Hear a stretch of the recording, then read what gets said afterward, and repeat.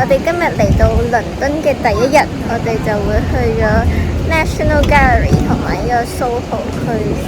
我哋啱啱今日出街咧，出下，跟住突然咧行到去個 Underground 嘅門口嗰陣時咧，跟住佢就突然喺我哋面前閂閘啦，跟住我哋就要改搭巴士，跟住又最尾又搭咗錯嘅巴士，跟住而家歷經呢個1個小時，終於嚟到呢一個倫敦嘅松溫市中心。咁喺我背後咧就已經係呢個 National Gallery 啦。佢呢個正門咧超級大嘅，佢呢度成個 platform 啦，跟住呢一個位先係個 gallery 啦，超大個。我可以俾大家睇下，我對比呢一個 gallery 爭幾大嘅。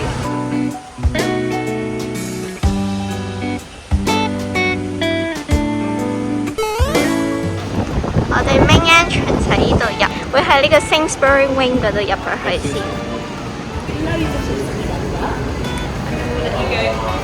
門口入到嚟呢，咁就會有一個 reception 啦。咁你就會可以喺呢度買一啲 audio tour 啊，即係如果你中意嘅話，咁就會係7磅。咁佢嘅 language 呢，其實都有普通話、英文、日文、韓文呢啲都有嘅。咁如果係關於 exhibition 嘅 audio tour 嘅話呢，咁就係5磅咯。咁但係我哋就唔買啦今次，所以就拎一個壓街就算。呢個都要2磅啊！原來我哋考慮下先。文西都喺度啊，你睇下文西啊！文西，我都希望你叫翻我全名達文西。呢個博物館裏邊有5層啦，咁主要都係第2層先至會有啲 paintings 嘅啫。下面負1同埋負2層都係啲 figure 嚟嘅。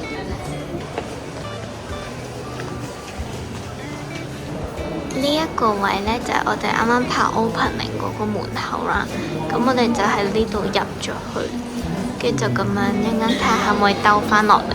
但個 souvenir shop 就喺呢邊嘅，所以如果大家想睇嘅話，都可以嚟呢度或者呢度都得。呢度。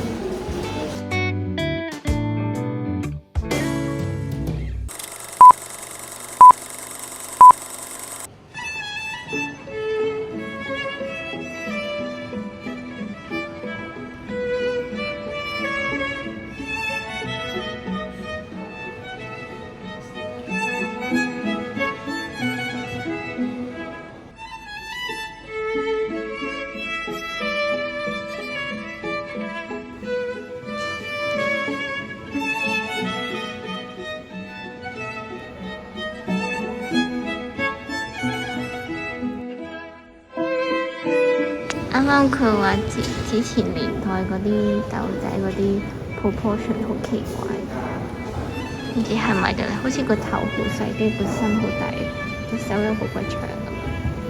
可能我哋啲狗仔都進化咗。呢隻狗仔都冇毛，唔知點解要剃晒佢啲毛，點解要畫上去？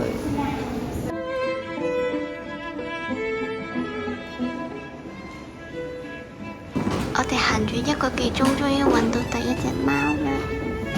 我哋貓奴，好似之前都冇乜養貓咁樣佢哋。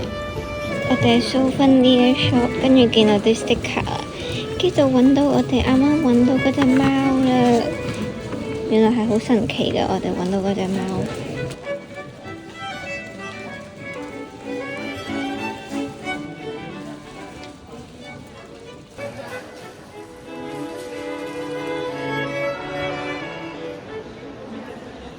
我哋喺個 souvenir shop 行出嚟之後呢，呢一個就係個 exit 啦，咁就會出返去啱啱 opening 嗰個大門口。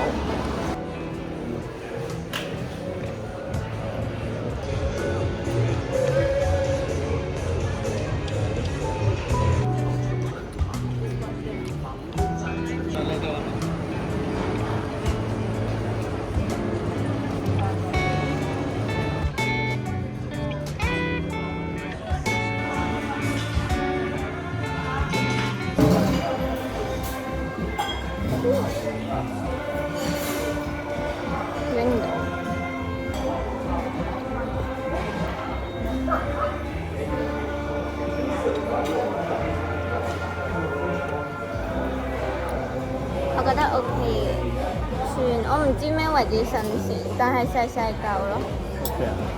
我哋呢個就3磅一隻，我哋當試下玩下就算。